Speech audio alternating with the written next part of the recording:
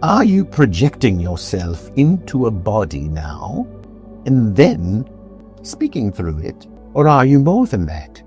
You are living technology, and embedded within you, depending on what you consider to be you, the bones and flesh that you are observing us through right now, or consciousness itself, free of the physical body, its incredible capabilities and limitations.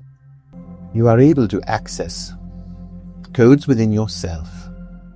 They start to discover something interesting. The vibration is not matching the words coming out the person's mouth.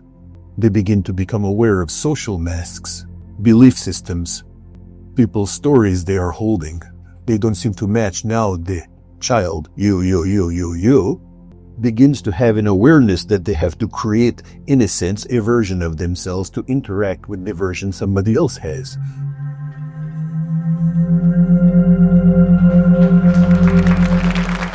I've been channeling for close to 25 years. Where you been? You were supposed to be here tonight. That's how it goes. I'm a firm believer that you are where you are supposed to be at all times, no matter what is occurring. You're supposed to be there with these people at this time, and that's a big surrender you start to learn as you get older, I think. So these are the Ascension codes. I've been channeling all these years, and I've gotten acquainted. You might say I'm friends with the spirit guides that work with me. I think it makes sense that we have spirit guides. I think that every culture that I've ever studied has some reference to the fact that we are not alone. Whether it's tribal or even big major religions talk about or refer to angels or the presence of beings that help guide us. But I can only speak from my experience, is that for me, these transmissions began when I was very young, and maybe began even when I was younger than I am now. When I was 7, when I first had my first psychic experience. But who the guides are has been an unending question, I think, for me, because it's just kind of the same question as who are we? And what is the other side? What is time? And all of these things that I thought about when I was a kid. I'm still thinking about. But between then and now, the guides have given me so much information and transmissions about the nature of reality and how we are observing it, and in fact creating it as we're observing it through where we are at in our own consciousness. So this is a discussion that never gets old for me, because I don't think there's anything better to talk about than that. The news gets boring after a while. After about 10 minutes, how long can you keep scrolling? I'm starting to call it the death scroll. So I guess it's getting old, isn't it, everyone? So for me, the guides, let's get to that. Who are the guides? I believe, and I've had the experience, that the guides that are with us are not here to really give us what we want. I think in traditional belief systems, the angels are here. Pray to the angels, they'll give you what you want. That doesn't make sense to me. The guides are here to help you connect the dots of your life that you are discovering. They're here to nudge you, whisper to you through your consciousness, through your intuition.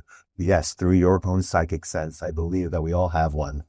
I believe we all have a musical sense. Doesn't mean that we all should be on stage singing, though, does it? But we all have a musical sense. It speaks to us.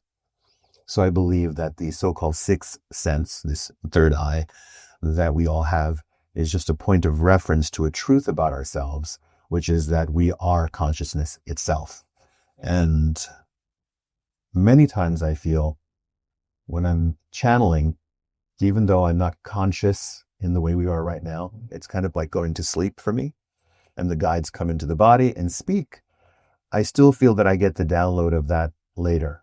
That even though I missed all of this action for the next hour or two, later on I receive it and I unlock the file. The zip file has all this information in it. So I think that's a good way to see the spirit guides, is that they are helping you to decode. And that is the theme of this wave of transmissions that started recently called the Ascension codes. And so it's probably going to end up as a series of books now. But you're here. for the transcript in person live. And the two guides that will be here tonight, one, his name is Phineas. I affectionately call him the scholar, the professor. He kind of speaks that way. When the guides come into the body, they have their own accent, their own vibration, just like we do here. And he will speak. And then afterwards, Red Eagle, who is kind of more earthy in a weird way, even though they're spirit guides and cosmic beings. It's just more earthy.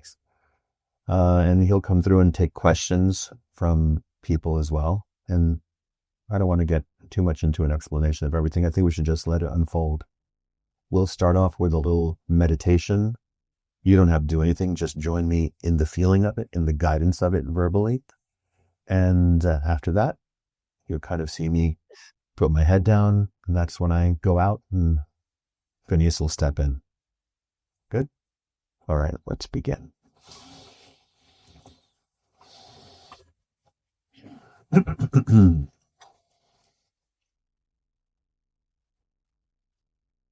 If you could, where you're seated, just have your hands open this way. And after the invocation is done, sit any way you like. Just stay open for this part. All right, because it's not just me, it's bringing it in. It's you. It's us. It's my favorite poem. I think they asked Muhammad Ali, can you just give us a poem of 3 words? And Muhammad Ali said, you, me, we. Best poem I ever heard. Close your eyes. As you close your eyes, we're going to take a deep breath at the count of 3 together, together, together. Relax your shoulders. You'll breathe in through your nose, deeply inhaling, and hold the breath. And when I say exhale, just blow it out, releasing any tension, stagnation, or resistance. And be here. Here we go. 1, 2, breathe in. And hold the breath. Relax every muscle in your face. Drop your shoulders. Blow it out. Bow your head. Surround yourself with light. Please connect to your source now. Allow that light to begin at the point between your eyebrows, in waves of light, in rings of light expanding around you from that center point. Relaxing every bone and muscle in your body, every hair on your body and on your head. Let it relax the past, present, and future thoughts. Let it relax the past, present, and future thoughts. Feel that for yourself. As that light grows bigger and brighter and bigger, past you, past the person next to you, past this room, past this building, bigger than Los Angeles and America and the planet. See the planet in your mind's eye from space. Hold it in a ball of light. Hold the planet in a ball of light. You can do it. You're doing it right now. Join me in spirit as I say this blessing. Great Spirit of love, thank you for uniting us this evening at this moment in time and space where all points have intersected to this now. Thank you for the many blessings of the past, present, and future. And thank you for the blessings in disguise of the past, present, and future. Help us to heal, nourish our bodies, minds, and spirits. Help us to help others do the same. At this moment, we wish peace for all beings in all realities everywhere, because peace is what we believe in. Thank you. Just let it get very bright now and take another deep breath. You can open your eyes and relax, and I'll say goodbye now, and they will say hello.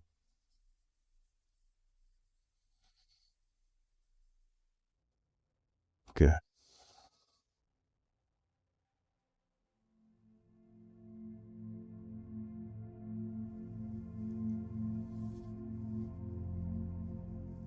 I'm Phineas, and I greet you. Your vibration creates your reality. Your vibration forms your reality. What are codes? They are pattern structures that carry embedded information. Some of these codes are from the stars.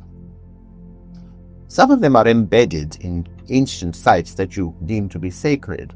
Rock, bodies of water, patterns of the stars, and the rest in your physical bodies. If you look at nature, where you will see codes and patterns repeated, you will find them to be repeating and repeating and repeating, so much so with such great consistency that you are able to notate them. You are familiar with the Fibonacci sequence. You see it in nature again and again. The spiral, a code embedded with information. You see, codes are here to bypass your linear understanding of language. It is light. It is not meant to be understood cerebrally or mentally. It is meant to be absorbed. When it resonates with you, it activates something, and that is the purpose of codes, to activate something within you, to unlock something within you, or perhaps to help you recall an ancient memory that is indeed within you now. You are either acutely aware of it or vaguely aware of it.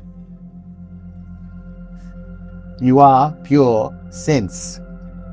You live in a feeling-based reality. All of your reality is based upon how you are feeling at the moment.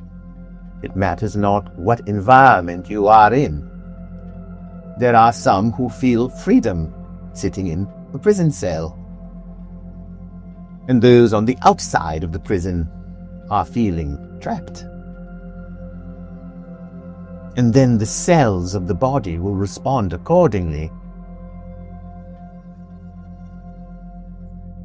You are frequency itself.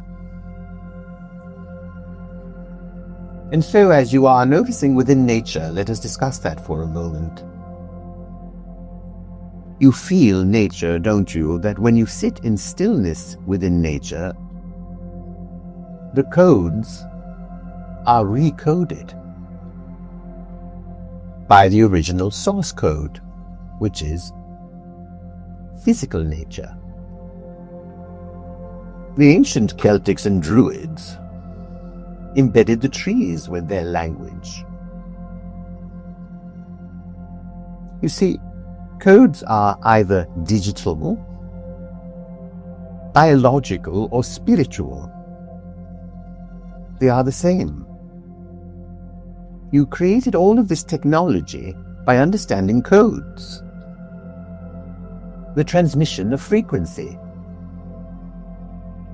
Codes are not symbolic, they are literal. If you were to see the shapes in nature, beginning with a tiny thing like the snail, you see this snail with its spiral also in the Fibonacci sequence. You see it in hurricanes, tornadoes spiraling, galaxies spiraling, your inner ear spiraling. All of it in perfect resonance, isn't it? If you are still. But what is the code for stillness? If you must be still to understand the codes. Your entire reality, perhaps, is made up of these codes, but there are certain codes that are, if received properly, can help you ascend spiritually. And ascend means to expand.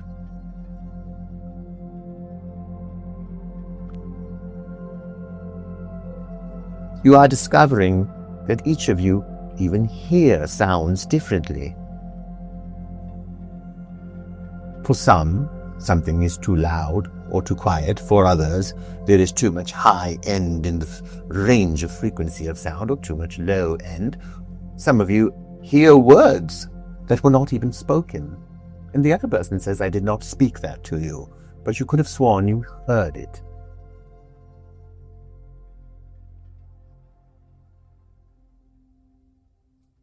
To decode something to enter your code. Don't you enter a code to enter into some locked rooms, your hotel rooms perhaps, or even your vehicles? Your bank account information, what is your code? What happens when you are entering those numbers? You see it as simple technology, you are used to it. I entered my code. Your code is not correct. What is the sequence of these frequencies that will let you enter into more information, your own bank account? If you do not have the code, you cannot get in, can you? Think of codes as rites of initiation. Some are there to unlock deeper parts of your nervous system and other systems of the body, your endocrine system, your intuitive system. Perhaps you experience these unlocking of codes as realizations that they are inspired by art and language, by human experience, love and loss, revelation. Are there not codes in pain and pleasure and revelation? Or are you simply spinning without any answers or insights, for the emotional response from love or loss or revelation is throwing you so far off that it is simply static now and you cannot receive truth? You see, there is a cosmic script, and you are expanding your multidimensional literacy. You are beginning to notice it. The more attuned your pineal gland or third eye becomes, you are able to see the sequences of codes. You are, as of late, seeing the repetition of certain patterns, numerical codes, 333, 1111, and so forth. What is meant by these numbers? Well, the art and science of numerology will tell you what they mean. These are passed down to you, cosmic knowledge that was received by those who are able to hear it. Those were your mediums, your shamans, your healers and prophets of various belief systems. And so as that spiral that is within your ear and the snell and the entire galaxy, the Milky Way itself is a spiral, isn't it?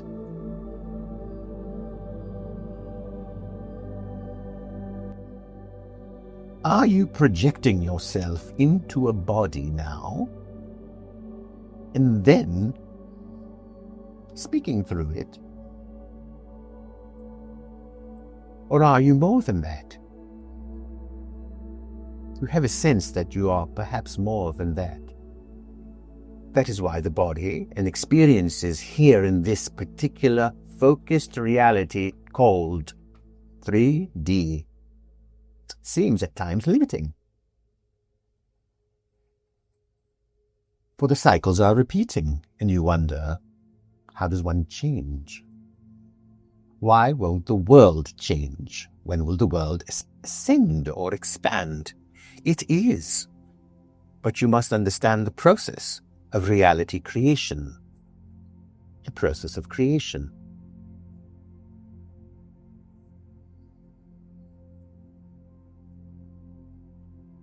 Bird songs, whale songs, the pulsing of fireflies.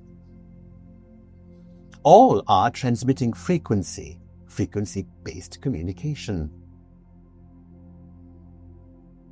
The birds on the planet, imagine a world without them and their sounds. They are recoding you with their sounds.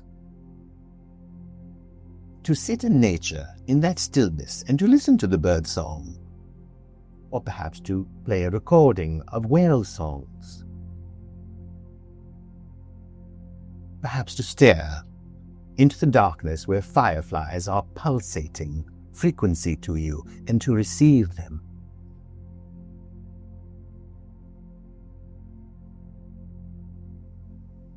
And so you have spiritual experiences, revelation, dreams, plant medicine experiences. These plants, which are sacred, containing within them the mycelium and the neural network of the earth. The earth has a neural network. The mycelium then transmits information from tree to tree. They'll even send warnings. There is danger. A plant has been ripped out of the ground. Be aware, other plants. Yes, they are sentient.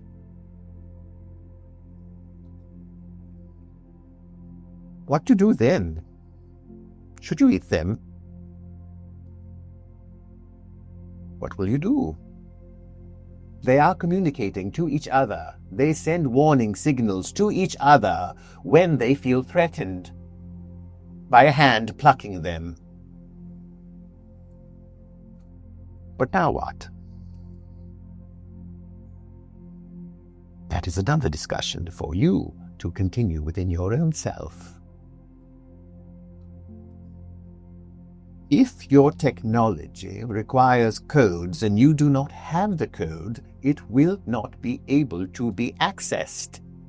You are living technology, and embedded within you, depending on what you consider to be you, the bones and flesh that you are observing us through right now, or consciousness itself, free of the physical body, its incredible capabilities and limitations.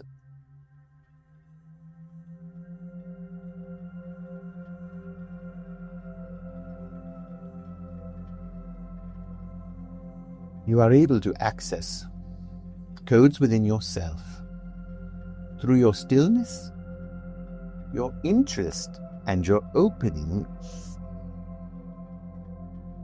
You see,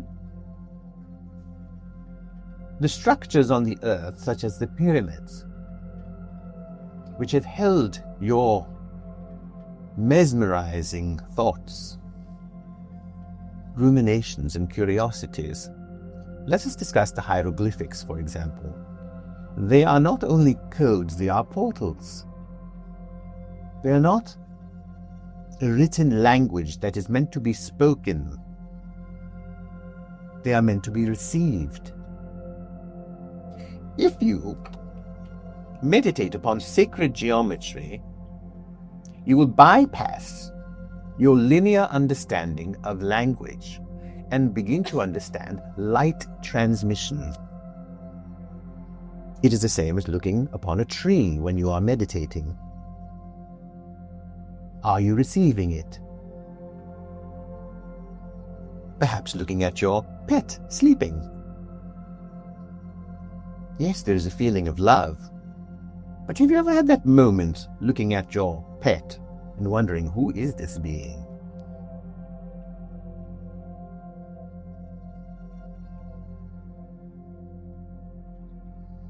And so you must practice stillness, yes?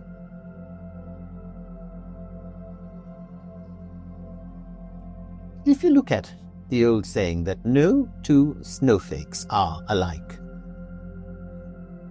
it is fascinating, though they must in some way submit to the very slight changes in temperature or humidity which forms their differences. Interesting, isn't it? Think about it amongst yourselves as beings. You are very similar, and yet you are unique.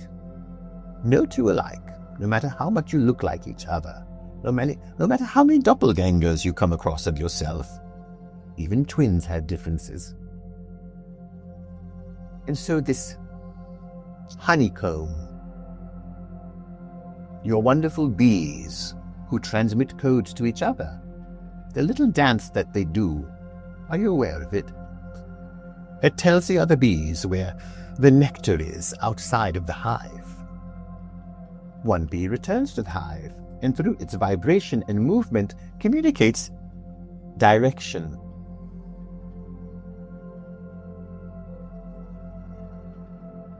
There is within you a spiritual geo-navigational code that you awaken in every lifetime. You are drawn to other places that you have no linear logic for. You say, I must go there.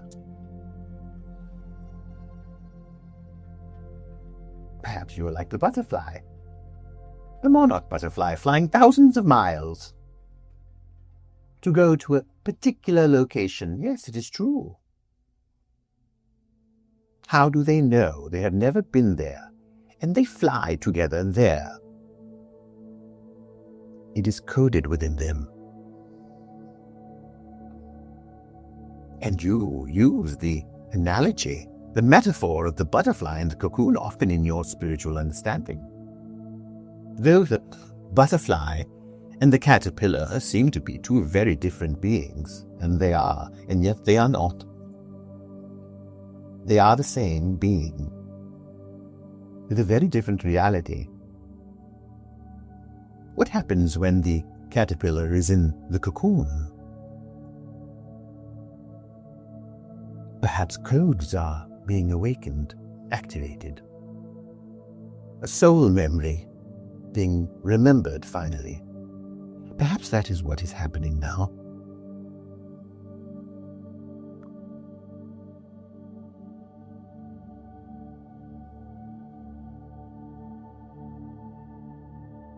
Flowers are sound made visible.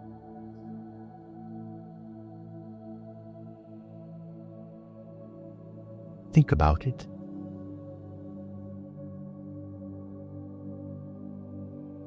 They are expressing themselves into this physical reality for you. And so the frequency of your own unique vibration, such as the snowflake,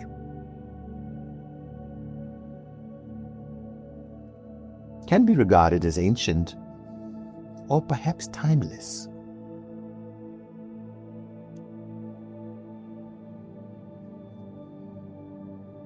And so that structure of the hive, the hexagons, and the bees transmitting codes to each other. Again, felt, received, not notated. You have simplified language. Mr. Morse did it, didn't he, with his Morse code? Dots and dashes, ones and zeros, your binary code. The binary code simply meaning the light is on or off. And so the little crystal within your devices that are in your pockets, that are operating at their very core from a crystal. Yes, crystals are record keepers. They are code holders, whether it is quartz or selenite or shungite. These are very powerful substances that you have only begun to scratch the surface of in your current state of technology. As you explore and understand it more, you will find unlimited energy.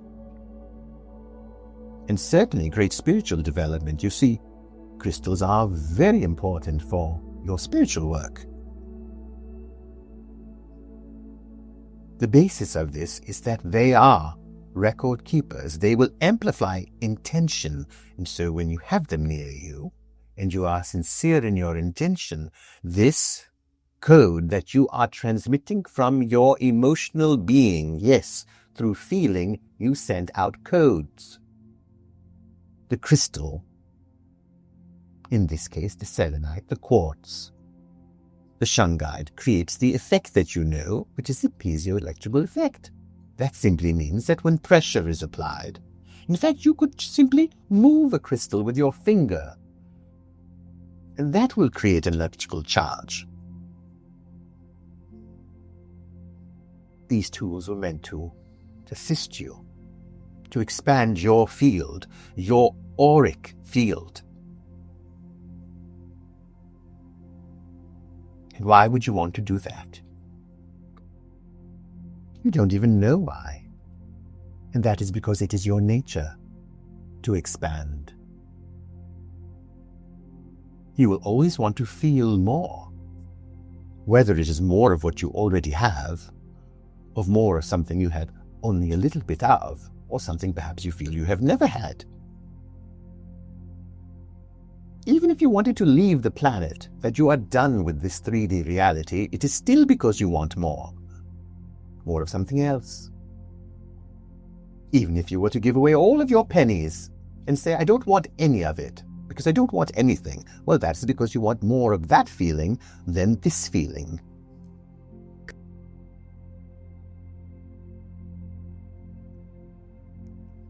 Here you are getting closer to freedom. And so, the discussion of love, loss, and revelation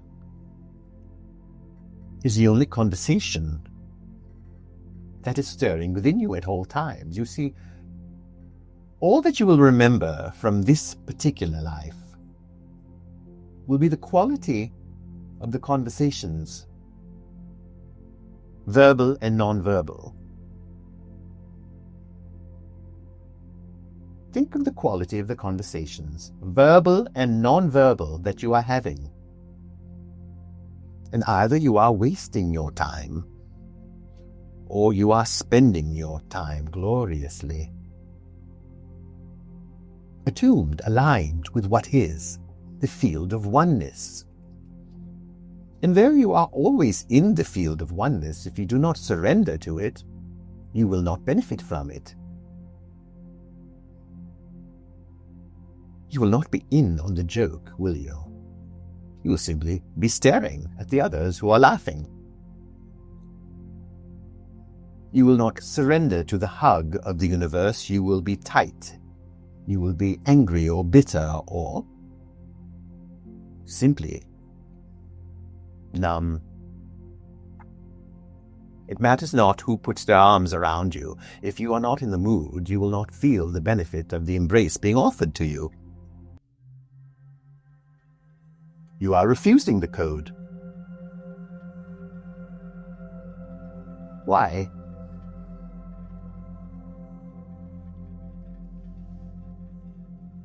What do you believe? And so at the end of this physical life,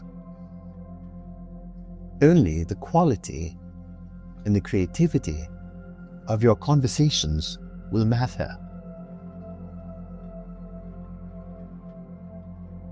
Your fulfillment will be that you are in a constant state of being interested in decoding, receiving, not to decode because you are wanting to be the master of all consciousness.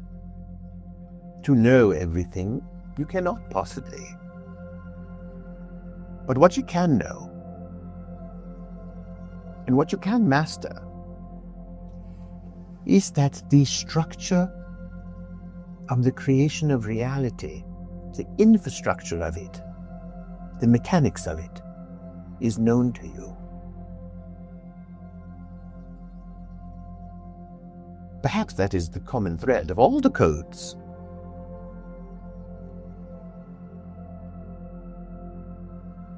If you like the idea that flowers are sound made visible, some of your scientists had a very interesting experiment where they placed sand on a vibrating piece of metal. Are you familiar with it? Yes. And the patterns that were created were strikingly, remarkably similar, or exactly, those of chrysanthemum petals.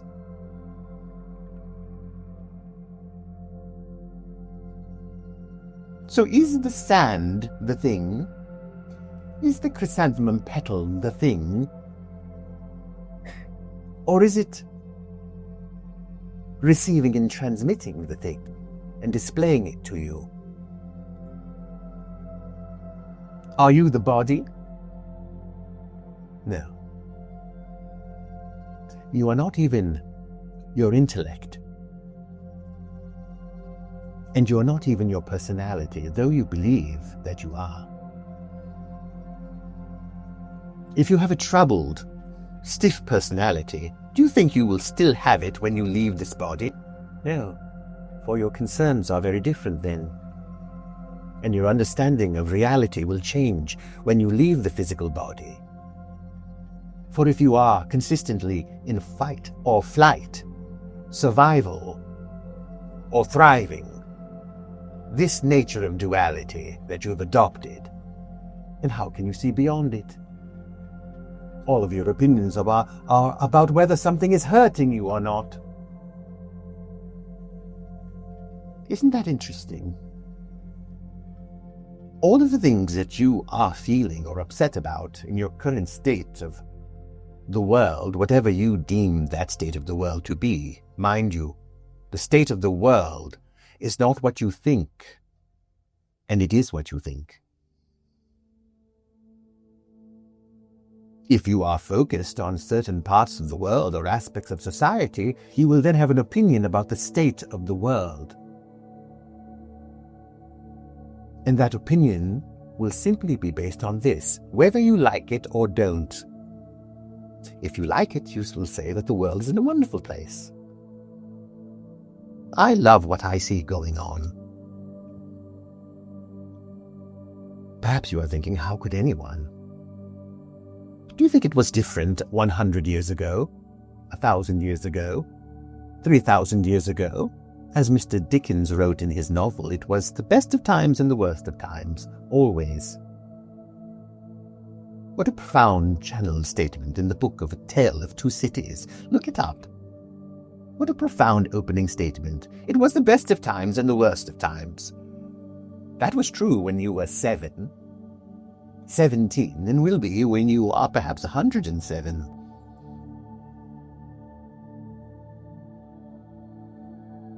And so if you like how things are going, you say it is good. If you disagree with how things are going, you say it is bad. If it is threatening to you in some way, you believe, then the world is not very good. If it is threatening to your ideals, remember your ideals perhaps are the opposite of another person's. And so while everyone is fighting for safety in their own definition, the limitations of what you see as a reality are quite clear.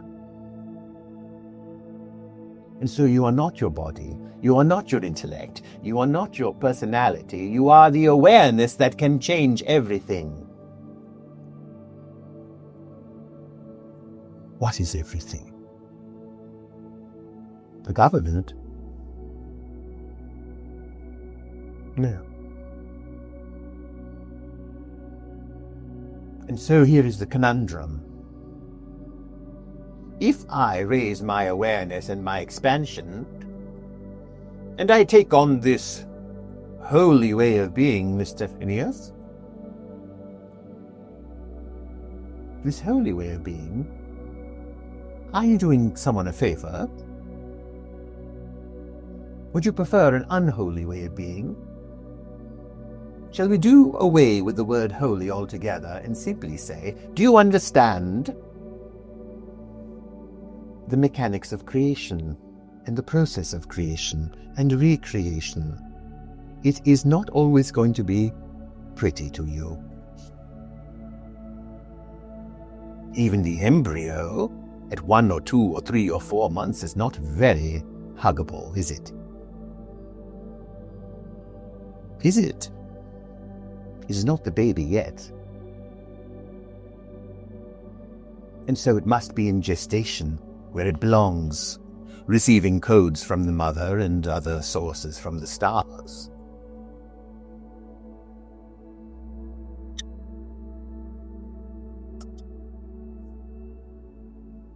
Vibration forms reality.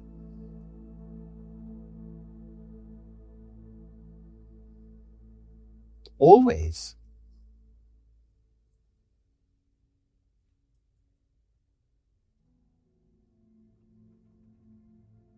And since you are not those things, then you will understand how flowers are sound made visible.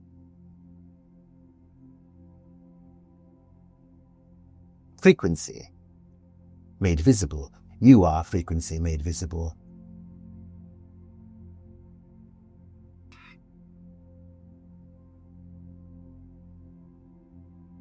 And so these casings or expressions of body are very temporary. Your identity of the skin color or ethnic background. Praying to your ancestors. Meanwhile, you are completely unaware that some of those ancestors are a different color than you, for they are ancestors from different incarnations, not this one. Wouldn't that be interesting for you to see? I'm praying to my ancestors, and in walks your ancestors, the opposite of what you are. What will you do then? Sit and think would be a good one.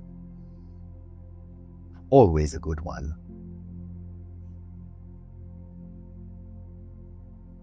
And so,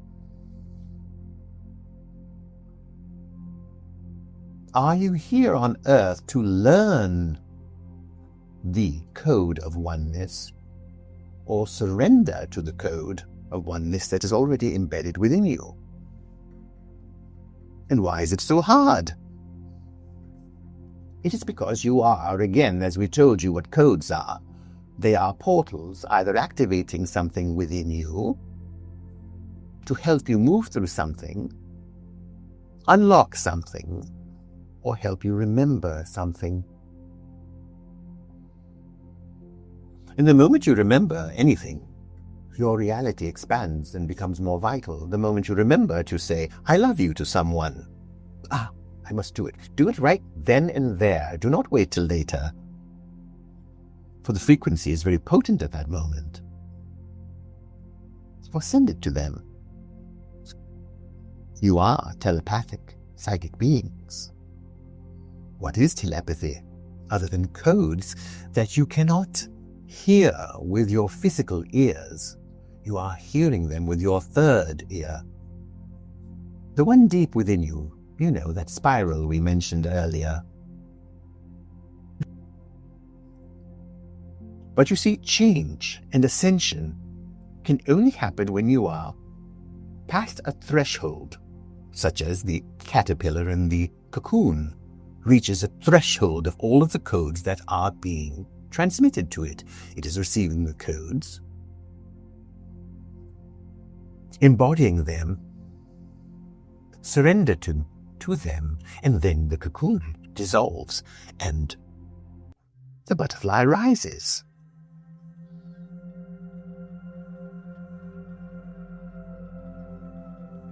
And so, you are the code, aren't you?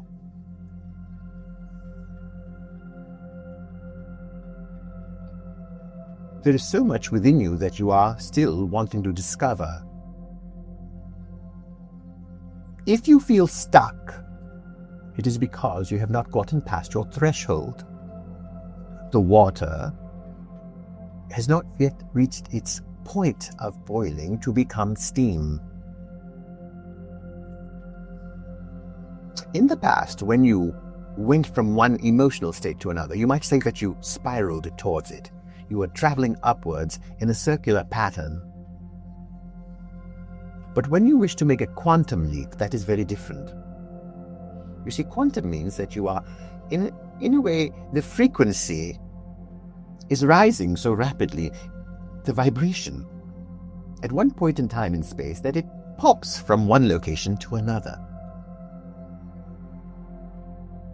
And so you must make a quantum leap if you wish to be happier at this particular intersection of global events, societal shifts, and evolutionary understanding.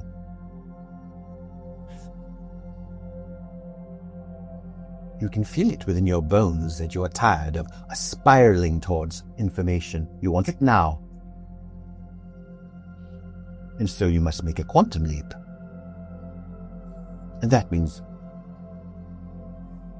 that all of this information that you are feeling coming in is returning you to your original source code. That is freedom, that is oneness. That is not feeling threatened by any experience or any information that you receive. For you are approaching reality from a very different point of view. And indeed, it is a point of view, isn't it?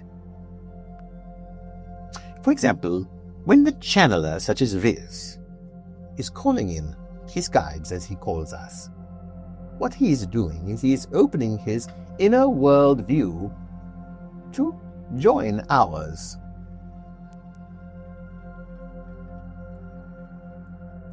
That is all. And therefore contact is made. The point of contact is very, very enlightening and gives you life force. Notice it even in your physical interaction with each other. When you have a discovery, that is your point of contact. When you make sense of something, when you decode something,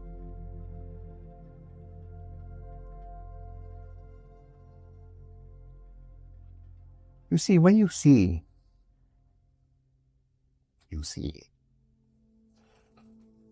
As you are encountering your day-to-day life, from the worldview of codes, it does not become that it is a mystery that you are wanting to solve all the time. No, it is not about a mystery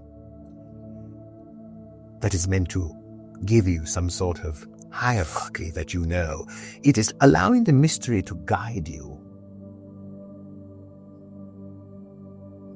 Why can't you let the mystery guide you in your evolution, in your spiritual awakening, in love, instead of wanting to know all the time? If the mystery can guide you, and you are understanding how to surf the waves, oh, even the ocean wave has a spiral in it, doesn't it?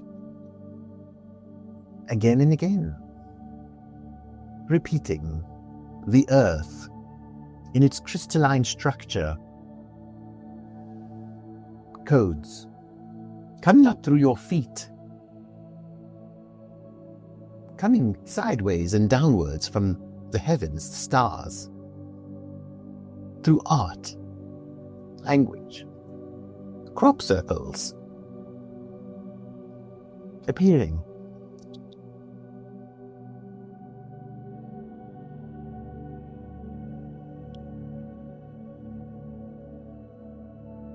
You breathe, and your body is decoding what it needs from this air. Without you even knowing, you simply wish to take a breath and feel the benefits of that breath and what it carries, information and codes through you. If the air has a sweet smell, that is a code. The taste, the decoding taste buds upon your tongue, and you deciding whether the taste is pleasant or not, based upon whether you have created that pattern or habit of eating that thing yet. Even taste can be acquired and changed. There are many foods that you did not like as a child that perhaps you appreciate now. Music that you did not appreciate as a child. Heartbreaking songs that you wish you didn't have to hear the older people playing. And then when you got older and had your heart broken, you said, "Ah, what a wonderful song."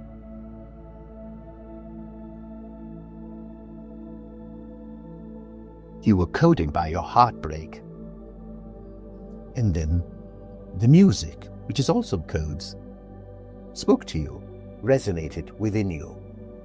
And then the message of the music began to enrich your life experience.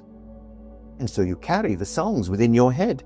All of you at any moment can remember and hear a song that you love right now. How are you hearing it? You certainly are not hearing it with your ears. There is no sound. That song is not playing in the room. You will simply answer, "It's playing in my head," not understanding what that means at all. Yes, it is in your thoughts, you might say, but you are not tasting your favorite song right now. Think of a song, any song. Does not matter what the meaning is. Does not have to be special. Perhaps it is already there. You say, "Why is that song stuck in my head?" And so as it is in your head, are you tasting it? No. Are you seeing it? Perhaps the title, but no. You're not smelling the song in your head. You are hearing it. How? With what ears? No ears. That is because you are embodying the codes. You are receiving them beyond linear understanding of language. You are pure frequency consciousness, living in a feeling-based reality.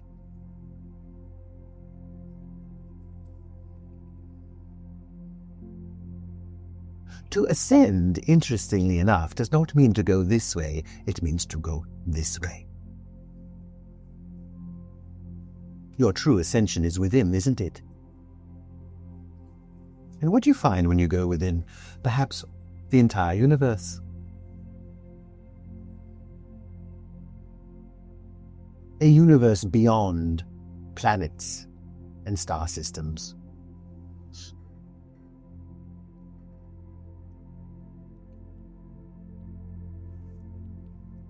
It is quite possible that you have created the voice you are hearing now. That the voice that you are seeing is the spirit guide channeled by the channeler is actually you. If it matters or pleases you, if it is even necessary to delineate what is you and what is not. But when you say, "I am everything," do you even understand it? How could you? Well, through surrender. How do you surrender? Well, you will need a great deal of humor, a strong sense of it, but not in the jokey sense. It is one with more gravitas and more flexibility at the same time. If there is a matrix, you created it. If there are aliens that are friend and aliens that are foes interacting with your society, then you created it. If there is an Illuminati, then you created it, consciously, all together.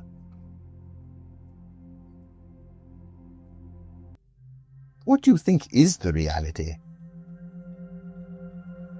You think that when you supposedly die, or your body is left here and you are back into your more expansive state. Not more free, you could be as free here. That is what they mean by heaven on earth. Freedom and peace within you now. Not everyone is doing what you want them to do, therefore this is heaven on earth. It shall never happen. You will never have a society here where everyone is doing what you would like them to do in the way that you would like them to do it. How long do you think that would take? Some believe that a great disaster or wars would have to happen, and all of societies would have to be wiped out, and then to start again. Start again with different people.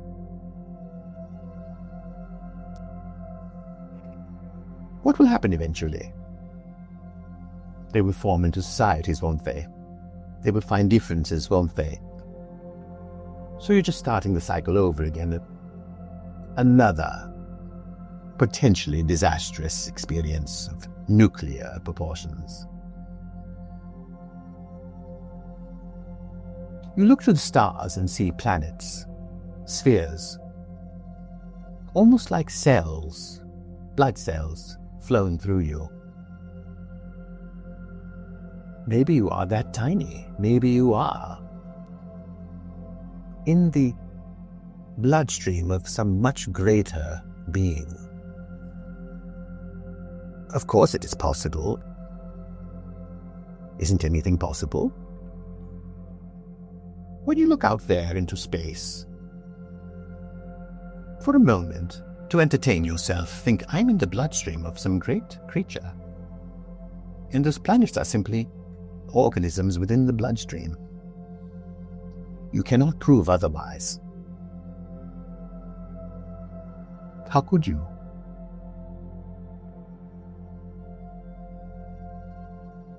There are beings who exist beyond your capability to see them with your own eyes, and beyond the technological capacity of your own instruments, meaning some of your scientists have sent technology to other planets and say, there is no life there. That is simply because your somewhat prehistoric technology cannot pick up the frequencies. Like the dog whistle. Blow it. You cannot hear it. The dog can. Does it mean that the sound is not there? You only believe what your eyes can see or your computer tells you. But in 1,000 years, perhaps you will have a technology that sees, perhaps spirits. Perhaps you will see us, not through Riz's face, but perhaps what we project to you. And then perhaps you will say, that is real, you see, the technology proved it to me. All of technology is an amplification of a technology that already exists within you. So you need not be afraid of artificial intelligence. There is a great deal of magic happening. It is this confluence of all of these different energies, which are like a symphony, not a cacophony. An orchestra has many different instruments made of different elements, different tones. And yet they come together when they are attuned. They are still different, aren't they? Each instrument, even what it is made of. And yet they can play beautiful music together. They have to agree upon the laws of harmonics. That's called tuning. It is very clear when it is out of tune, isn't it? If you are a musician, perhaps you will appreciate this, that when you tune your instrument, it is tuning you.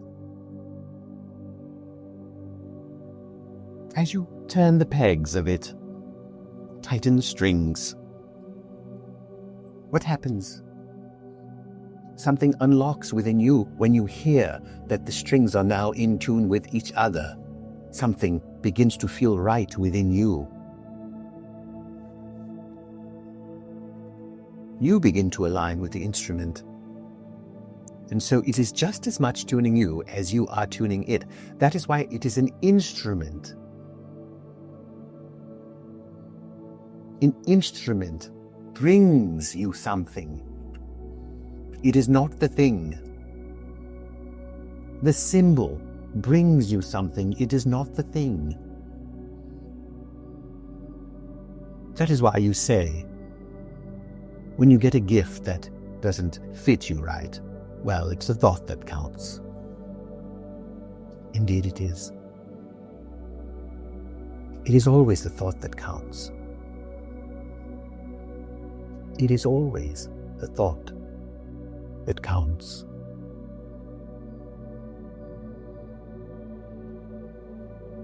You are the codes. Bless you.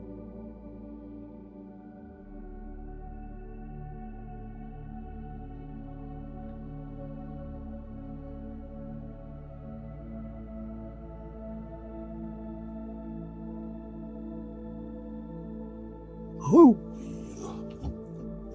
Hello. A red eagle.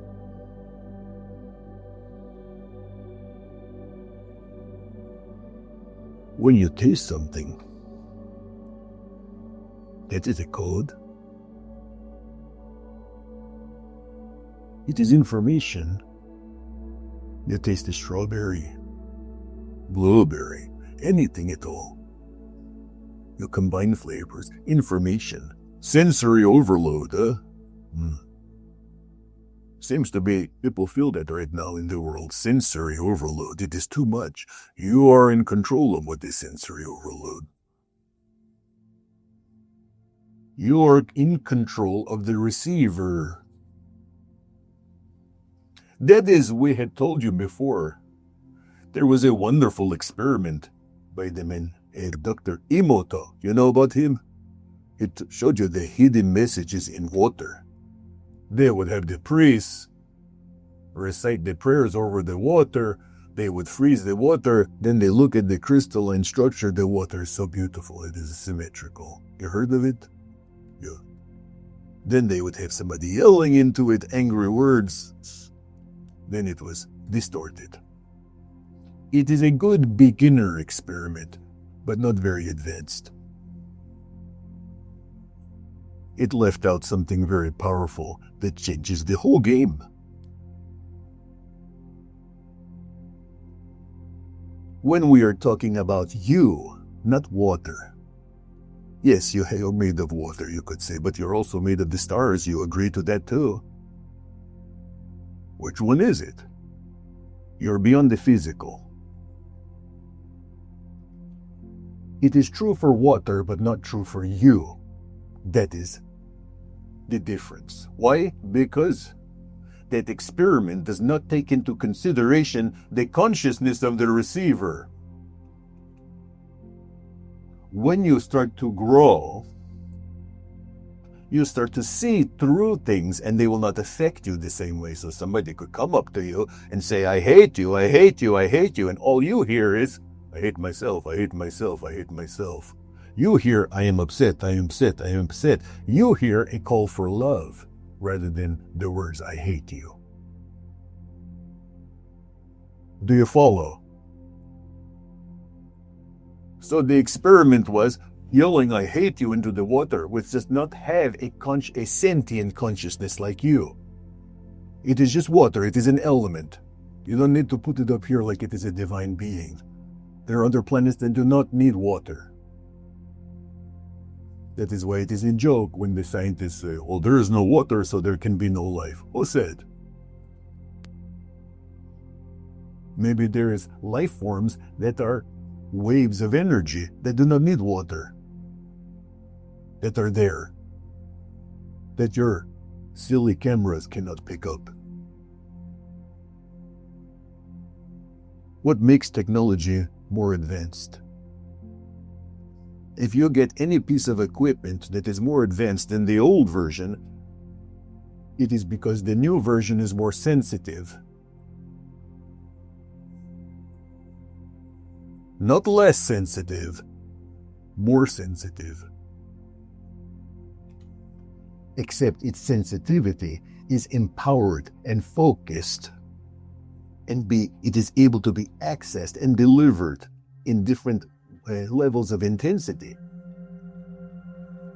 You will get the new phone next year. It will be a more sensitive phone. It will be able to have a wider signal range, a longer battery life, a more colorful picture, better sound, louder, but not distorted. Stronger, hopefully lighter. If it is stronger and heavier, you won't like it so much. If it is stronger and lighter, you will like it very much.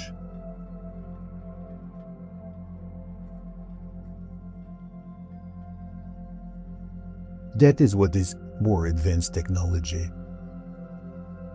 Heightened sensitivity, next level sensitivity under your command.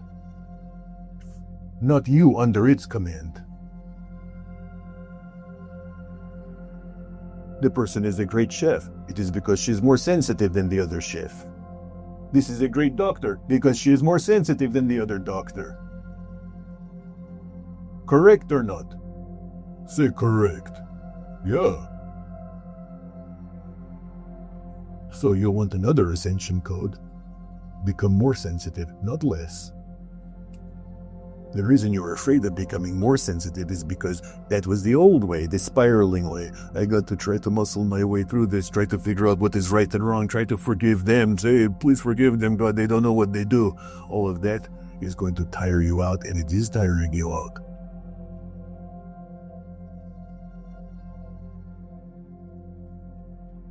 You want peace, a stable foundation within you.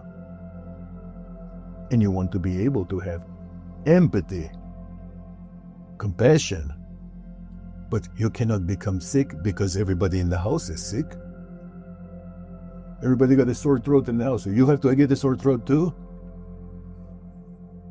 If you can help it, you won't, correct? Good.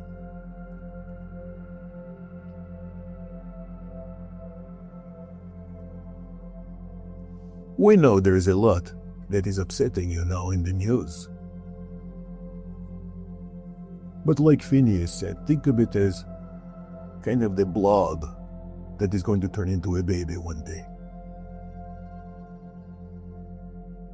We're not here to give you hope about this, by the way. Let us stop that right now. You don't need hope. We don't teach you hope. Why? Because hope implies that something could go wrong. What do you mean by wrong? Not the way I want it. Wrong. That is not wrong because something is not the way you want it. So who is in charge? I want to talk to them. Because this can't be happening. It is happening. Well, I cannot be happy till it is not happening. Up to you. How can you say that to me? It is a cruel world. I cannot sit here while all this injustice is happening. By the way, the other side, the people who disagree with you, they feel injustice is happening too. You are the injustice to them. Do you doubt that? Of course it is true. That is what is called an opposing force. Whoever is winning feels happier than the person who seems to be losing. And so you don't know who to believe. That is also the thing happening now. You don't know who to believe. You believe this one, suddenly you find out something else. I can't believe this one now.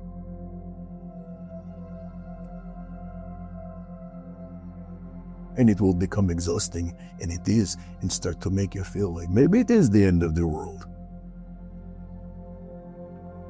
It is part of the ending of a certain type of consciousness, yes. Because how will oneness actually happen? Do you think it will be suddenly everybody, going to take all the mushrooms together and be, oh, we'll love each other now, everybody take it? Maybe. But not happening. Little by little, even the mushroom is starting to grow through people. And it is a wonderful tool. But what if you could never do another mushroom your whole life? Imagine, what will happen? You better use the information you got from the first mushroom journey. It was enough. It was enough.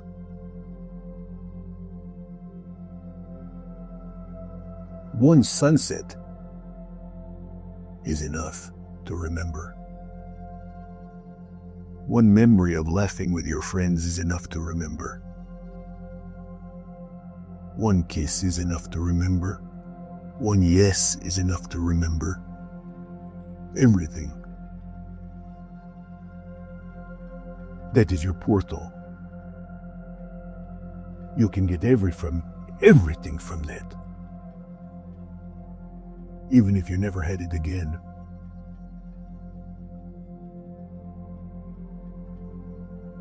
Even if you never had it again, you have enough now.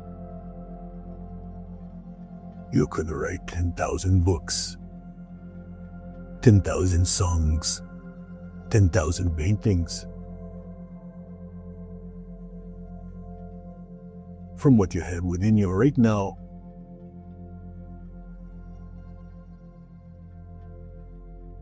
So slow down and access the codes that already have been encoded within you.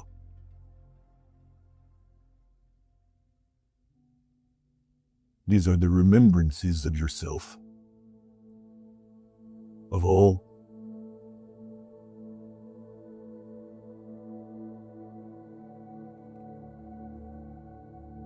Good.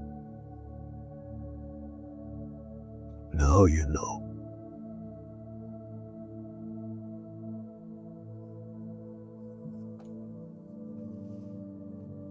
We're happy to take any questions somebody want to ask or talk. Hello, Jamie. What know you? Yes. I'm gonna get out your tickets. I'm gonna call the last 3 numbers. And then we'll bring the mic so you can ask your question. First one. Wow. First one. 934. 934. You can just raise up your hand. I know, start. Listen.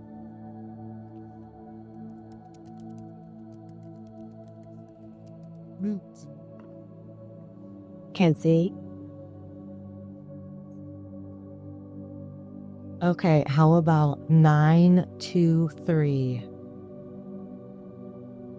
Perfect. And if 934 sees their ticket, 934.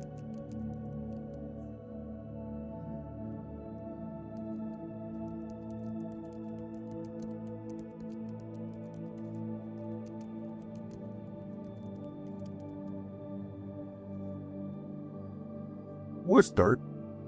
Hello. What's your name? Stephen. Hello, Stephen. I'm ready. Go. You say you just ended with "now we know," and you mentioned a lot to surrender and if we feel like we don't have hope but we have faith and we do trust but we don't know. I've recently been saying a lot, I don't know. I feel like I had a lot of blind faith when I was younger. But now I feel like I'm in a state of not knowing. Sure. And this is because when you were younger, you were not having blind faith.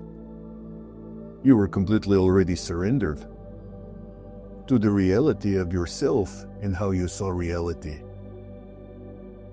Because you knew what was important.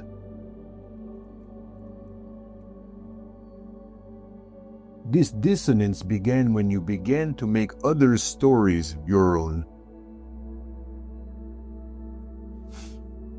You see, legacies are passed down. There are many things that are programmed into you that you receive on an energetic level, Stephen. Let us give you an example. You're on the threshold of new knowledge. Your knowledge is not complete yet. Your literacy in a more expansive understanding of reality needs to be developed right now. You don't have all the pages of the book right now. When you are born, you do not speak a language with your mouth. You don't know a language. You may have soul memory of another language. Leave that to the side for now. You only are reading energy You're reading everyone. Babies read people, energy. Half the time they're floating off into some other dimension. They see people who are on the other side and they see people on this side. Do you trust that so far? Have you seen it? You agree? Yes. Alright, enough there. So, they see the mother drinking water. They hear her say water. She drink it. Then she give to the baby water. Baby starts to understand the coding of water. They can feel, the baby feels when somebody is upset, somebody is happy, somebody is bitter, somebody is tired. Somebody means to perhaps cause them harm or something. They can feel the vibration. Then when they start to learn language, Stephen,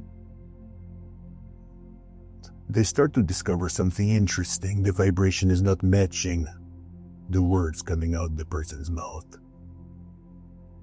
They begin to become aware of social masks, belief systems, people's stories they are holding. They don't seem to match now. The child, you, begins to have an awareness that they have to create, in a sense, a version of themselves to interact with the version somebody else has. Now, something has to develop. They have to be able to hold their own vibration and know the story of who they are still exists and is valid. And that the ones who have spent more time on the planet, the older people, seem to have the stories attached to them like barnacles on a whale. Your thoughts are not you, they are like the barnacles that you have been carrying swimming through this ocean of reality. And it can become, since you are a poetic soul, we can say that, a never-ending story of sadness. We will describe it to you right now. It is happening right now. If this music would suddenly become reggae music, everything we say will start to have a very bouncy, lively feeling to it. Turn the music off for a moment.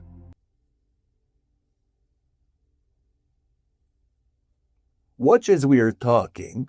We're going to continue talking, and as the music starts to go away, notice how it takes a different tone. Now it becomes more now you are in class. Hello.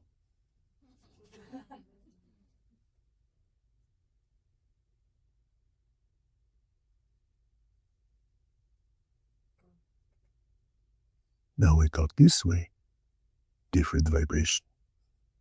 It was a class just a few seconds ago. Now it is a little bit more intimate because the frequency and level of intensity has changed.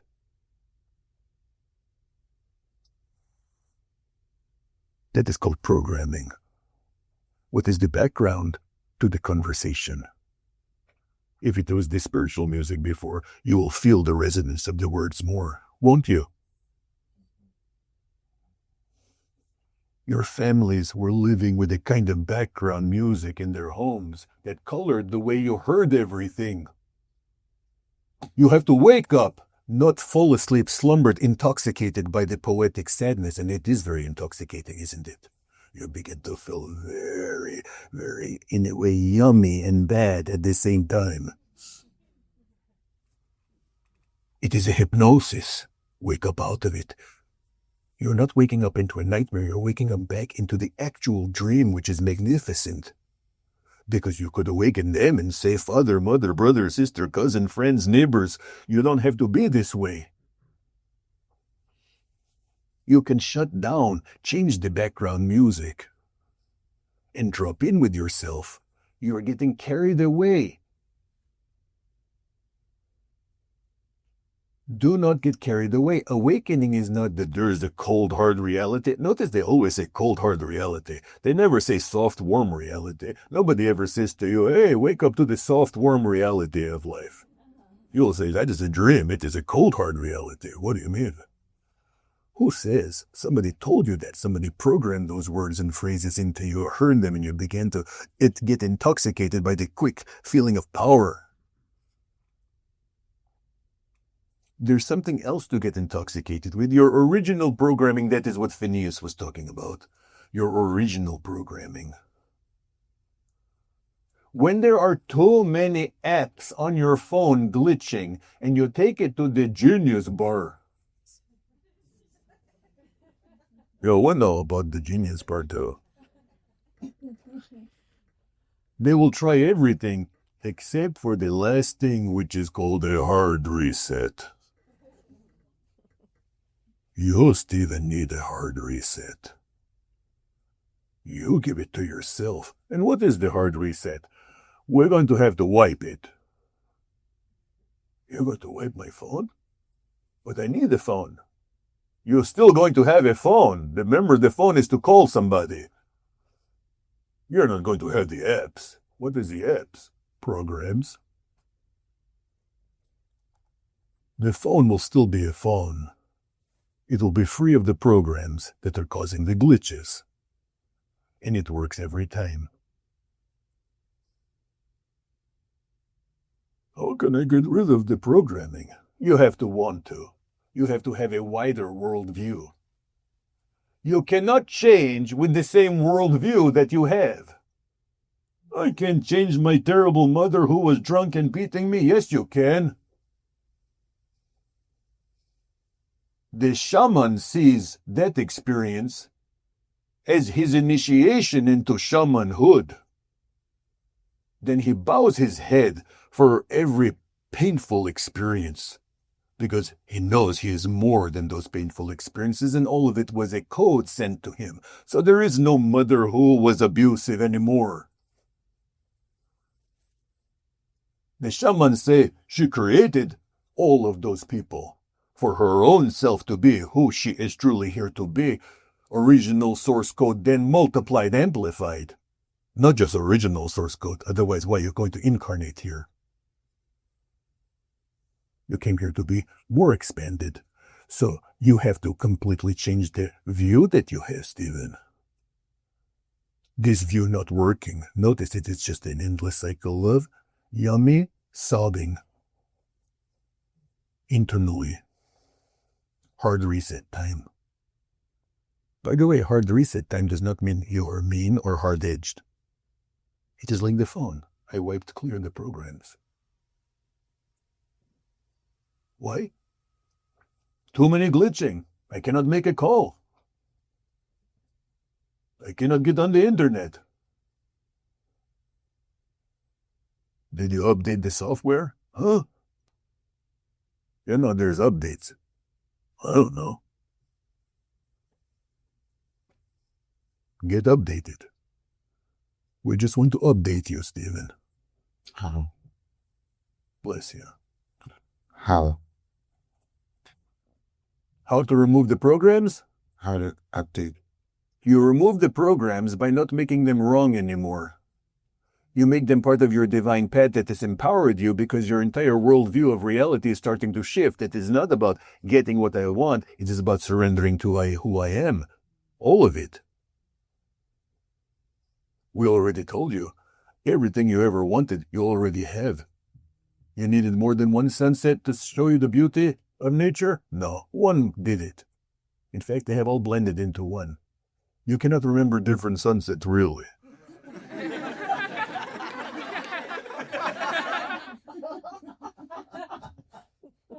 Next. Thank you. 934. Found it.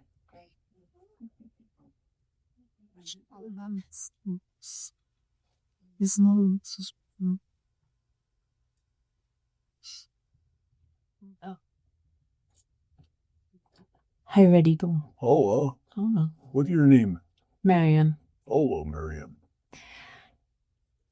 I'm really surprised that I got this ticket. I almost tried to give it away, but I thought, no, I actually really have a question. I'm just a little bit embarrassed to ask it. Earlier today, before coming here, I was sitting in a coffee shop, and I was in my notebook, writing the big plan of all of this stuff I have to do to go forward in this business that I'm collaborating with a bunch of people. And as I'm writing it down, somewhere on the side, I wrote, really, what I would really like to do is just be a professional writer. And then I crossed it out. I'm like, no, wait, I'm not doing that right now. I'm not making a little wish list right now. I'm just doing this business, which is kind of related. It's adjacent. And then as I got up to leave, this lady from the table next to me says, honey, are you a professional writer? You look like a professional writer. And I was just kind of blown away. So I happen to be here and you happen to be at a channel. What just happened?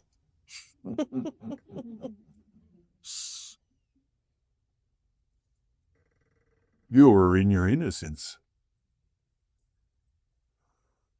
You were in your truth. And your sensitivity and vulnerability. And so the field of energy around you opened for you to be aware of synchronicity and that your aura has a voice.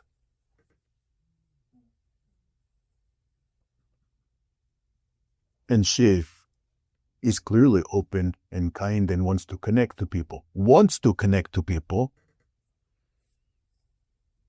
Sees something. And then the code that was speaking through your innocent sensitivity and truth in that seemingly ordinary moment connected with her. And as we said, codes activate action within a person.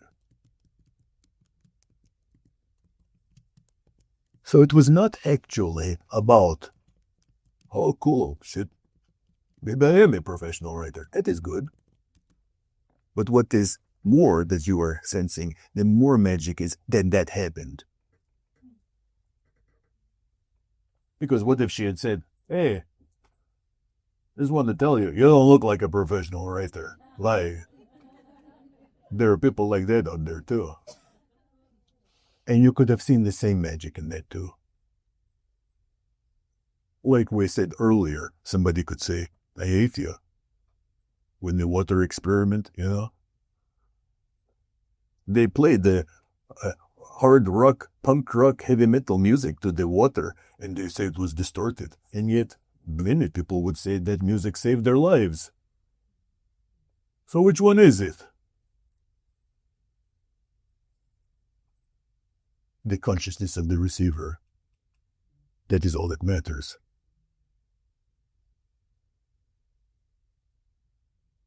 Next one. 926. 926.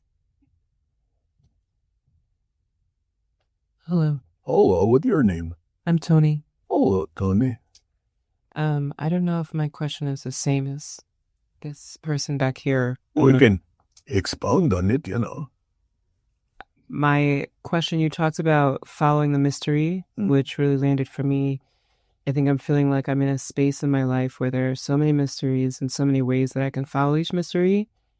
And I'm just having trouble deciding, like, you know, very practically, I could go to New York and follow that mystery or go to another country and follow that mystery. And I'm having trouble just like figuring out what my next move should be, like how I should follow it. You a storyteller? Not exactly. I want to be, though. We're telling you, we see you a storyteller. Oh, thank you. These are part of your stories. They are meant for your stories. They are not the thing. They are the portal for your stories. But what we see with you, since it's a personal question, actually, what we see is that you are doing a little bit of a waiting game. Waiting to give yourself permission, waiting to see if there is space for your voice. Your voice is meant to pierce silence, not wait for an opening. It is all open. You just want to do it right. And that is what underneath all of this is. It is not the mystery of New York or Paris or wherever It is the mystery itself, which is, you're always going to let the mystery guide you, because it is a mystery. What are you going to let guide you? You don't know nothing. You really don't know anything, actually. It is just making sense of what you have seen and what you seem to know, correct? Because you don't know what is the planet, you don't know what is the finger, you don't know what is God, you know if there is a devil, maybe there are 6 devils, maybe there are 10 gods, maybe there is 1 God, maybe you're inside the bloodstream of a big creature. You don't know. You have no idea. Does not mean you can't have a great time. Our message to you, Tony, is start telling the stories. You have enough now. You can say it is just fear stopping me, or resources. Quick note to you about resources. Everything leads to another resource all the time. Everything that you want to experience, you're connected to now. How? We'll break it down for you. Let us say you want this thing that is here. It is only going to happen through the series of the next moves that is going to get you here. You can think of your best friend, or maybe a friend that you made, and you can break it down. How did you meet? Maybe you know, some of you know Riz. How did you meet Riz? I went to Circle of Life. Who took you there? This person. How did you meet that person? Through that person. How did you meet that person? Through this one. How did you meet this one? By chance. I had a flat tire. They gave me a ride. 20 moves later, I was here tonight. The 20 moves took 10 years. But they're all stories that you have at your disposal. And so, yes, universe has already given you permission. The universe is simply permission itself, actually, because it is endless, infinite possibility that is simply called permission. But you have to give yourself permission. And it is the little one inside of you that was told, no, you can't have that. Or you thought you were being told that by society. By the way, you will find evidence for all of this, because you could get up and say, Radical, hey, I can prove to you I was told no by people, society, and ideas of others. And we'll say, oh, you, and now what? Well, I have to fight this. Do you? You could be like the wind and blow through everything. Surround it. You can become the ether. You already know you are, but you won't give yourself permission. Just ask yourself, because you're a thinking person, you're a philosopher you are. Just ask yourself, am I throwing a tantrum?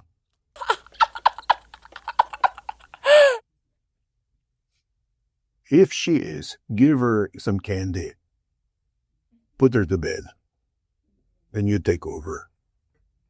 Bless you. You're welcome. By the way, big trip in October for you.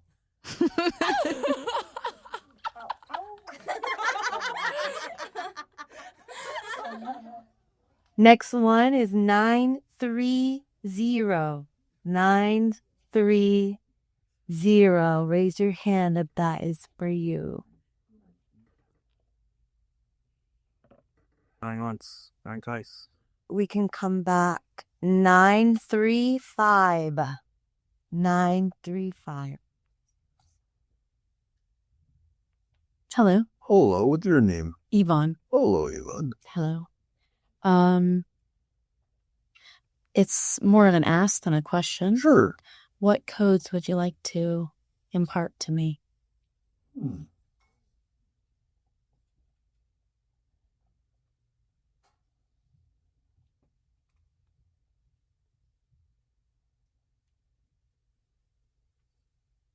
That once you fall, to stay down there,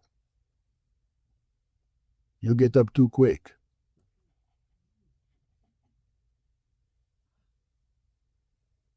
See what is down there. Sit in the mess. If you fell in puke, sit in the puke. You know, all the fascination with digestion with you, you know, what you're taking in, what is not, you know. Right?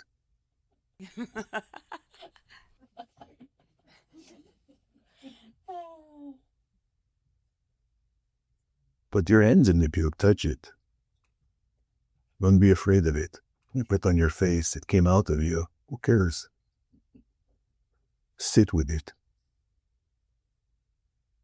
You don't have nothing to prove. You're wanting to understand now. This is the new chapter. Nothing to prove, only to understand. Bless you. Next one is 940. 940. Raise your hand. Hello, Hello. What's the name? Jessica. Hello. Hi. I wanted to know what messages you had for me today.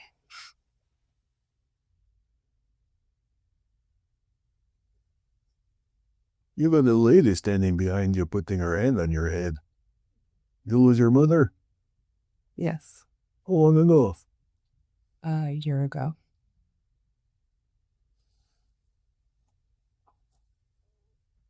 She got lot of golden birds around her.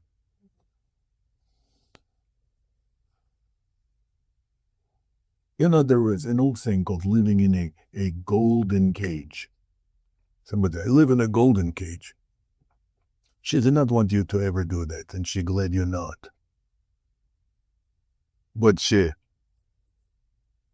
happy and always with you. And for you not to be sad now you have 1 year, it is not 1 year without her, it is 1 year of you getting to experience and giving yourself this spiritual relationship with her. You cannot have a physical one anymore, but you can have a spiritual one.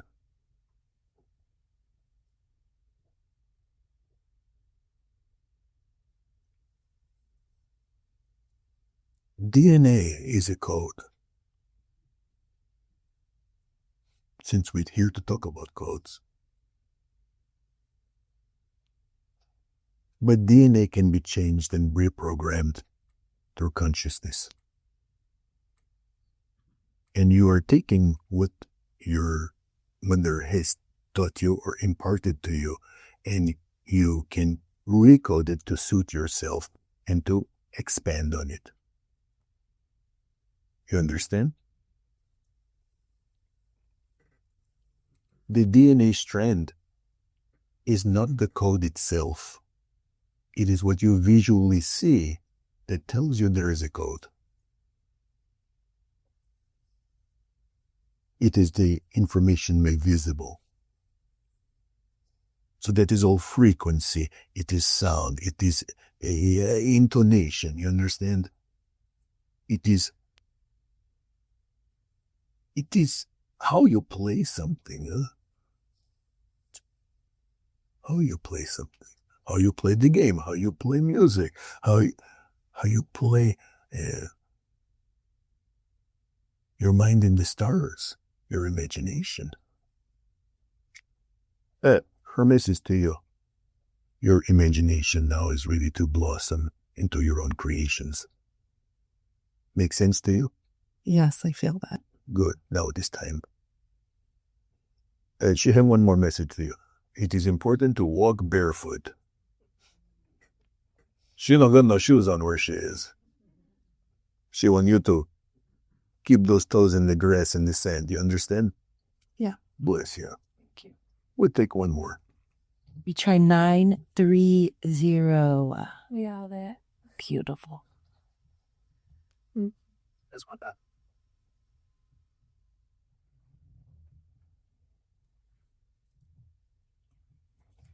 So I'm in a huge transition mode in my life. What's your name? Naomi. Oh, Naomi. Very cool. I guess like what message do you have for me in general?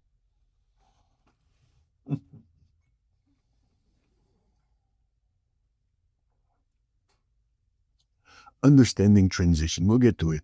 Understanding transition is very important. It is not a place where most people feel stable. because it is based on the foundation of, am I making the right decision?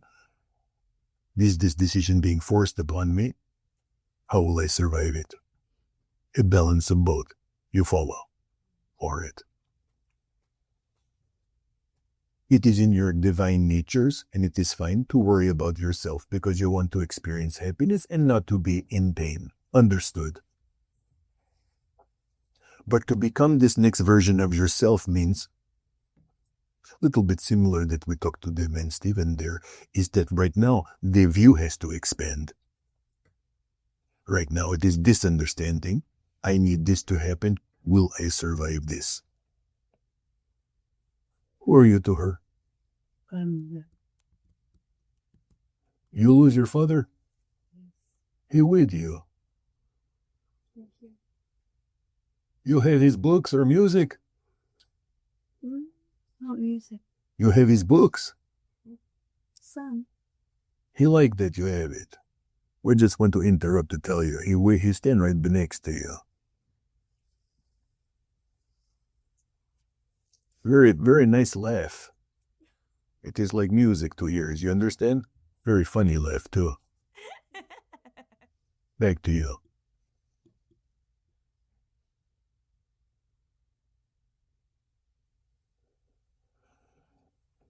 You have felt a deep mixture of support and also not supported.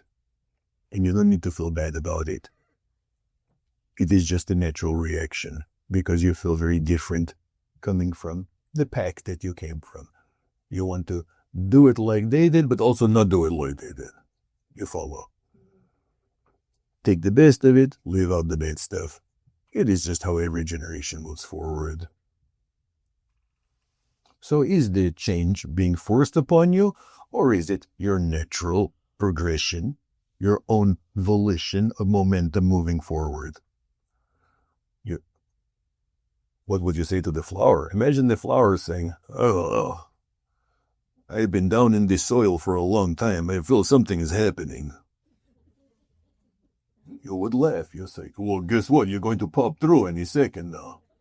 "I don't want to. It is very cozy down here. Somebody keeps watering, and somebody keeps shitting down me too." Well, you need both if you're going to grow. It is how you have your food. You need sunlight, you need rain, and you need shit. Otherwise, you're going to starve. So you have been under the soil.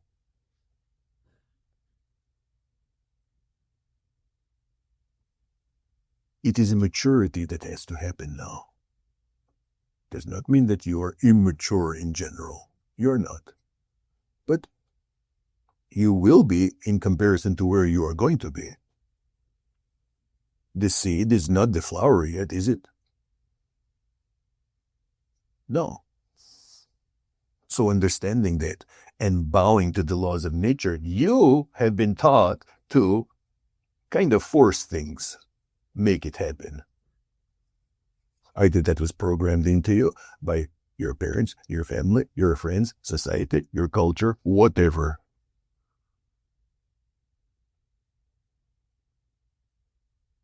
So, you have to expand your view and say, maybe I am the seed in the soil. And I do feel the sunlight sometimes. I definitely feel the rain, and I definitely feel somebody stomping the shit onto me. But you can't help but pop through the soil because all of those factors are there to activate you to come out of the shell.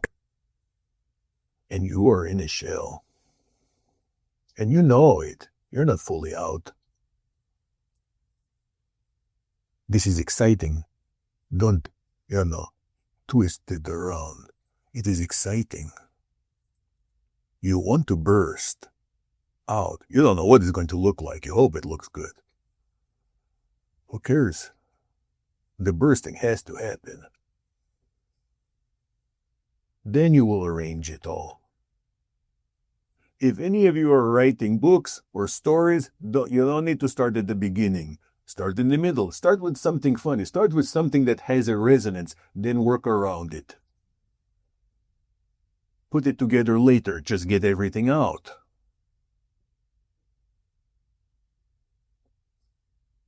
You have placed undue force upon yourself. And if it is because, you know what people say, I just have to learn to love myself, because you're going to wait a long time. Sometimes. Why do we joke like that?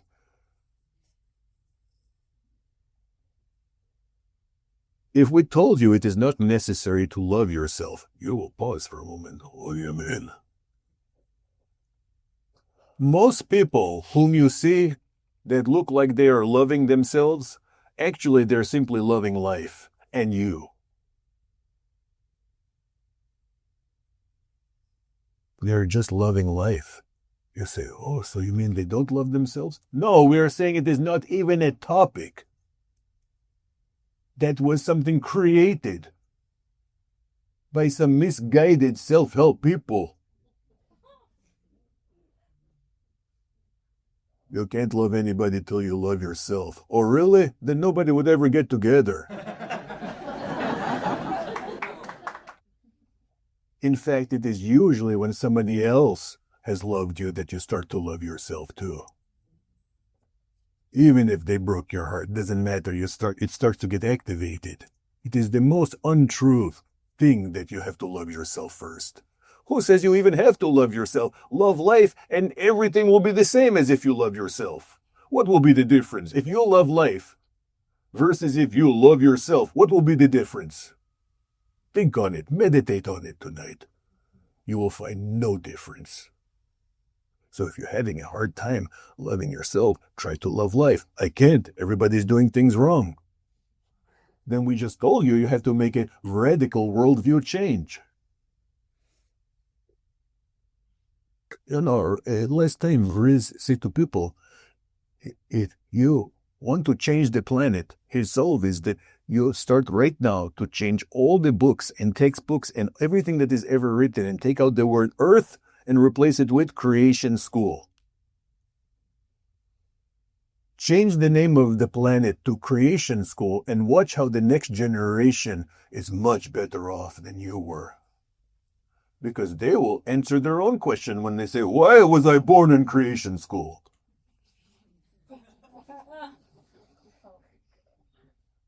They will answer it in their own question. But the word Earth is terrible. What a terrible name for your planet. Earth means dirt.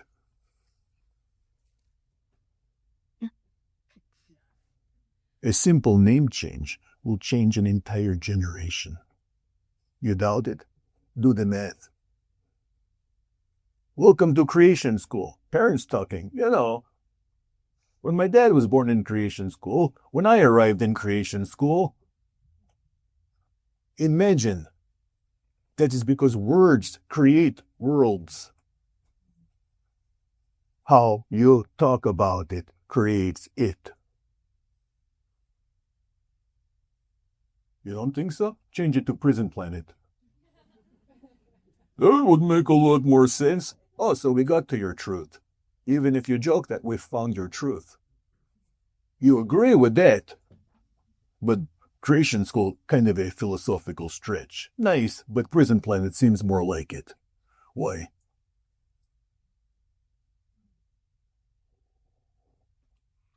In your own words, because you judged the shit out of it. Don't you?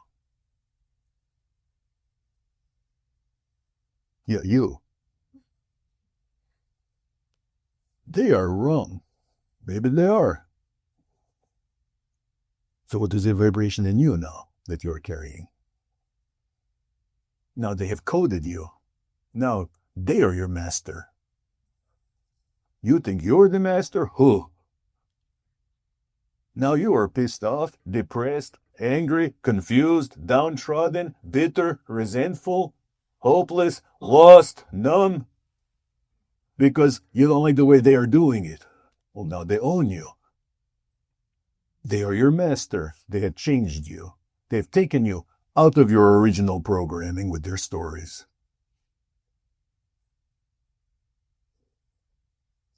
Yeah, it is that much of an awakening aha moment. Notice that this frequency of freedom happens with realization, not with anybody doing nothing, not even with you doing anything other than the switch getting flipped inside of you. And you start to say, oh, this is all about creation within me. I'm creating my feelings based on, you're getting a new worldview. Your literacy in understanding the cosmic script is getting nourished by the sun, rain, and shit, and pressure, and darkness, all together. Because what is happening is you're already getting old before you have even gotten where you want to go. It's already over. We could give you everything you want right now, and you still won't feel good. Go very slow here. Here's why you won't feel good if you got everything you wanted, even right now, because you're sour.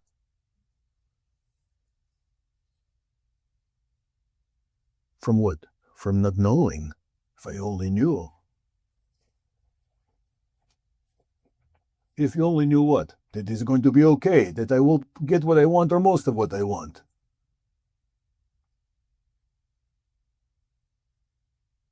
Is it fun to try? Sometimes. So place your bets. What should I do? Not try to get what I want? Hey, it is up to you.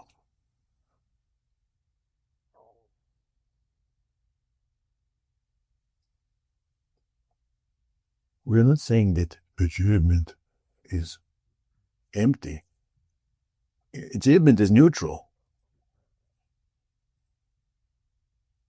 There are people who have everything that you wanted.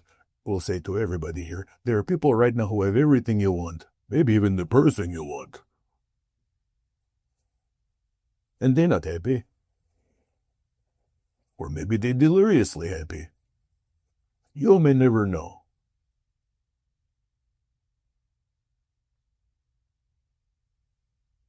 You have that collapsed with whether you should try to get something or not. Because immediately the mind says, see, I shouldn't even try. I should just, try to just ride this life out. That would be better than struggling. Not satisfying, but better than struggling.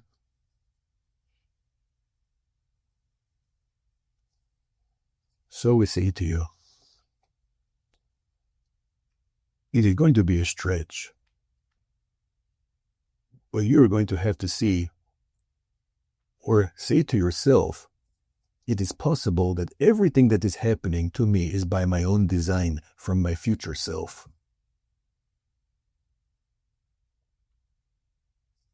That if she were to walk in here right now, do it in your head, if it matters to you. That she walks in right now, 10 years from now, how old you are? I'm 28. So, huh? I'm 28 right now. So a 38-year-old you walks in and looks at you. She may have a mixture of nostalgia, admiration, pity, pride, disgust, who knows? She may. Don't look at us, it is you we're talking about. She may look at you that way and say, she's clueless, she has no idea what is ahead of her. It's going to be 10 more years before she gets to be me. Either it is going to be a fight, you will look very tired if it is going to be a fight by the time you get there. Or it is going to be a pleasure to create and understand the process of creation and know that happiness is either now or never.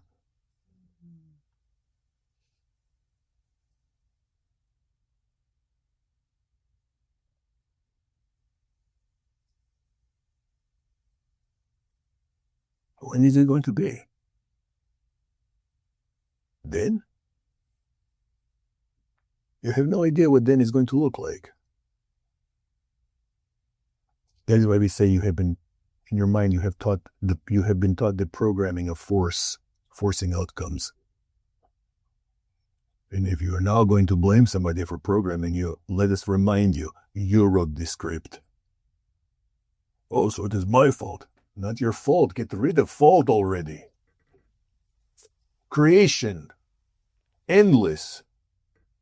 Bigger than you can imagine in the feeling.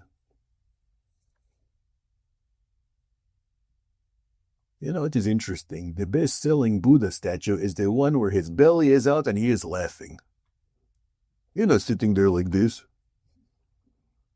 The one everybody likes is where he's laughing. Why is he laughing? Because of the joke. All right, you know, then what is the joke? Since you're so smart, what is the joke? Then you end it there. What is the joke? Tell the joke if you know. It better be funny. If your answer is because it is, you know, nothing matters, that's not funny. You're not done with your education. Keep going till you find something funny. That is why he's laughing.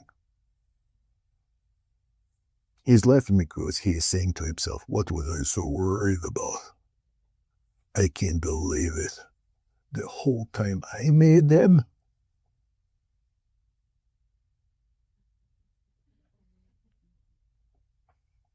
Bless you. Be well.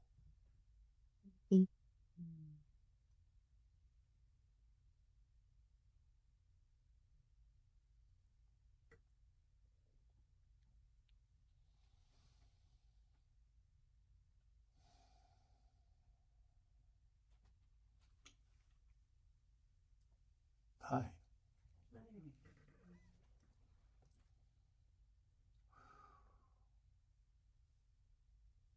Well, thank you for flying Ready Go Airlines. You're so welcome. Thank you. Thank you for welcoming me back. For this, I am back. Hey, thank you all. Can you keep saying this? Thank you. It's such a pleasure to have you guys here with us. Can you hear me? Okay. It never ceases to amaze me coming back into the body when I come back. And very quickly I have to be back in the body, like waking up out of a nap in front of everybody. But I hope that you take these messages and let them crystallize and work with you throughout the week and be with you. And one of my favorite things that the guides have said over the years is, how do you know we aren't you speaking back to yourself? I love that.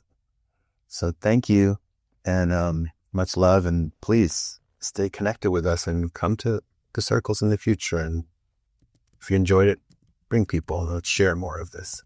So, and share these teachings. Talk about it. They aren't proprietary. Okay, thank you.